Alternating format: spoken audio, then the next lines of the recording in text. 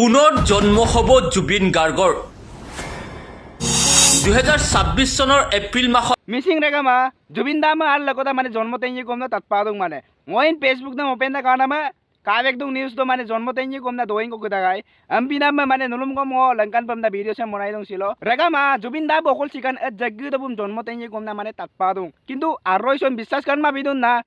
ngoi নাই বিশ্বাস মা মানে আরলা নাই মুম বলু মানদুনে নাই আরব লদুনে সিঙ্গাপুর বলো মানে বুম ওদো সিক্কু তো মানে সিঙ্গাপুর বলো মানে বুম জন্ম তেঞ্জি কম না তাত পাদং আর রূপে জন্ম তেঞ্জি কোন নাই মানে মুম্বল lumal luson dune nay arup lutune mane adam na kinne dune ampina maraga ma appun kangklai kapa ludun kapa luman mane full detail moja explain mi dupa odok raga ma angolo video se matjo ko kangklai পুনৰ জন্ম হ'ব জুবিন গাৰ্গৰ 2026 চনৰ এপ্ৰিল মাহত প্ৰিয় জুবিন গাৰ্গ এইবাৰ generation bitter অন্যতম নায়ক হৈ পেলাই জন্ম ল'ব তেখেত ইংৰাজী চহৰত জন্ম ল'ব তেখেত ইংৰাজী চহৰত জন্ম ল'ব আৰু 100% চান্স আছে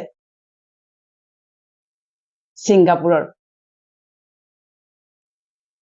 কোনো দৰিদ্ৰ পৰিয়ালত জন্ম ল'ব ধৰ্ম শৰীৰৰ ধৰ্ম হ'ব খ্ৰীষ্টিয়ান ফেমিলিত তেখেতৰ জন্ম হ'ব জন্মৰ তাৰিখটো মোৰ মনলৈ আহিছিল বাবে লিখি ৰাখিছো পুনৰবাৰ কওঁ এয়া 100% সঠিক বেসঠিক মই নাজানো কিন্তু মোৰ ইনটিউশনত যিখিনি আহিছিল মই লিখি ৰাখিছিলো 19 এপ্ৰিলৰ পৰা 19 মেৰ ভিতৰত 19 এপ্ৰিলৰ পৰা 19 মেৰ ভিতৰত 2026 চনত তেখেতৰ জন্ম হ'ব এজন পৃথিৱী বিখ্যাত পপ ষ্টাৰ হ'ব মাইকেল জেকসন নৰদৰে এজন অতি খ্যাত ইংৰাজী কলা সংস্কৃতি ইংৰাজী সংগীতৰ এজন অতি খ্যাতি সম্পন্ন বিশ্ববিখ্যাত পপ ষ্টাৰ হৈ জন্ম হ'ব তেওঁ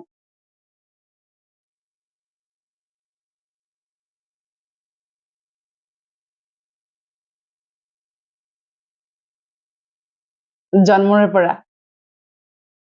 সংগীত বাদ্যযন্ত্ৰৰ প্ৰতি সাংঘাতিক আকৰ্ষণ থাকিব প্ৰায় 4 বছৰ মানৰ পৰা প্ৰসিদ্ধ হ'বলৈ আৰম্ভ কৰিব আৰু 13 বছৰৰ বয়সৰ পৰা পৃথিৱীত তেখেতৰ যশ তেখেতৰ পৃথিৱী বিখ্যাত হৈ পৰিব 13 বছৰ বয়সৰ পৰা তেখেতৰ যিটো বেণ্ড হ'ব সেই বেণ্ড ৱৰ্ল্ড মিউজিকেল বেণ্ড হিচাপে জনাজাত হ'ব ওৱান অফ দ্য বিগেষ্ট বেণ্ডছৰ ভিতৰত এটা বেণ্ড হ'ব আৰু তেওঁ 14 বছৰ বয়সৰ পৰা সেই মিউজিকেল বেণ্ডটো লৈ সমগ্ৰ পৃথিৱী ৱৰ্ল্ড টুৰ কৰিব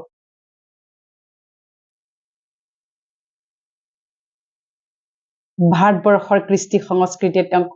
সকলো সময়তে আকৰ্ষিত কৰিব আৰু তেখেত অসমলৈ আহিব অসমীয়া গীতৰ ৰিচাৰ্চৰ বাবে আহিব আৰু যেতিয়াই আহিব যেতিয়াই জুবিন প্ৰয়াত তেখেতৰ শৰীৰে গীত গাই হৈ গৈছিল সেই গীতবোৰ শুনিলে তেওঁ ভাবুক হ'ব আৰু তেওঁ নিজেও এজন জুবিন ফেন হৈ পৰিব আৰু তেওঁ জেনেৰেশ্যন বিটাৰ এক অন্যতম আকৰ্ষণ অদ্ভুত আকৰ্ষণ হ'ব এজন ফিলান্থ্ৰফি হ'ব দানী হ'ব দাতা হ'ব হিউমেটেৰিয়ান হ'ব পৰম পুণ্য পবিত্ৰ আত্মা মানৱ দৰদী আত্মা যাৰ হৃদয় পৃথিৱীৰ দৰে বহল। প্ৰতিজন আত্মাৰ প্ৰতি তেওঁ সদাশীল হ'ব, বিনয়ী হ'ব। সেই নিৰ্মাণকাৰী শিশু সুলভতা থকা আত্মাই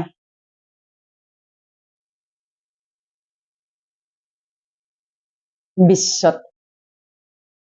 এইবাৰ কেৱল আমাৰ ভাৰতবৰ্ষতে নহয়, বিশ্বত তেওঁ এবাৰ জিলিকি উঠিব আৰু সেই আত্মাৰ জন্ম হ'ব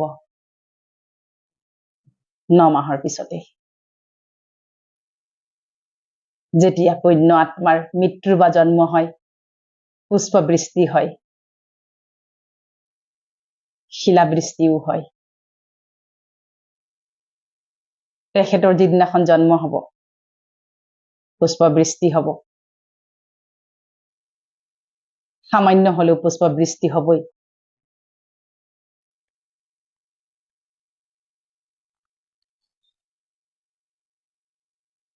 পানীৰ প্ৰতি ভয় থাকিব। যেতিয়া জন্ম হ'ব, পানী ভয় বুলি ডাঙৰ ৰিষ্ট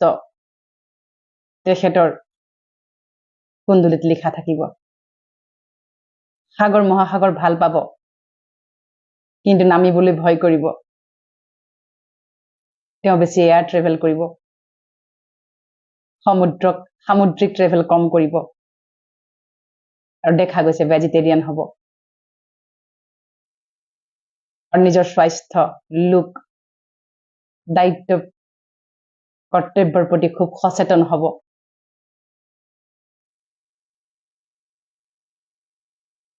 আৰু মানুহে হেৰাই যোৱা এটা চৰিত্ৰ মাইকেল জেকচন, প্ৰায় তেনেকুৱা ধৰণৰে তেখেতক আদৰি ল'ব। আৰু বহুতেই ক'ব তেওঁ মাইকেল জেকচনৰে যেন দ্বিতীয় ৰূপ। কেৱল এটা কথা মই স্পষ্ট ৰূপত মেছেজ নাপালো, ড্ৰেছ আৰু এড্ৰেছ মানে, ড্ৰেছ মানে শৰীৰ মেল নে ফিমেল হ'ব, আৰু এড্ৰেছ একজেক্টলি ক'ত হ'ব। গতিকে এইখিনি মই টাচিং পাইছিলো। তেওঁ অতি সন্তুষ্টতাৰে, পৰম সন্তুষ্টতা মূৰত হৈ, জীৱনৰ প্ৰতি তেওঁ কোনো আক্ষেপ নোহোৱাকৈ সেই আত্মাই শৰীৰ ত্যাগ কৰিছে। সেইটো মেছেজো পাইছিলো যে মোৰ কাৰোৰে প্ৰতি কোনো আক্ষেপ নাই, মোৰ একো আৰু পাবলগীয়া নাছিলে, মোৰ কাৰ্মিক একাউণ্ট ক্লিয়াৰ হৈ আছিলে। মই এভাৰ ৰেডি আত্মা, মানে সকলো সময়তে তেওঁ ৰেডি হৈ আছিলে ড্ৰেছ সলাবলৈ। তেওঁ সন্তুষ্টতা হৈ, পৰম সন্তোষৰে তেওঁ নিজক আচলতে, নিজৰ শৰীৰটো নিজেই আচলতে ত্যাগ কৰিছে বুলি তেওঁ মোক মেছেজত পাইছো।